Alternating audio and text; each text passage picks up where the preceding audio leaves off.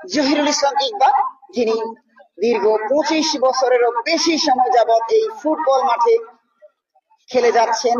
নোয়াখালী সহ বিভিন্ন জেলায় তিনি নিয়মিত ফুটবল খেলে থাকেন এবং আমাদের নোয়াখালী অঞ্চলকে ফুটবলে দারুণ দীক্ষিত করেছেন, যারা তাদের অন্যতম এই জহিরুল ইসলাম ইকবাল।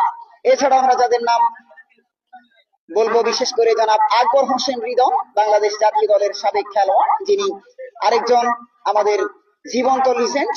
জনাব আকবর হোসেন হৃদয়, তার যথেষ্ট অবদান রয়েছে নোয়াখালীর ফুটবল উন্নয়নে।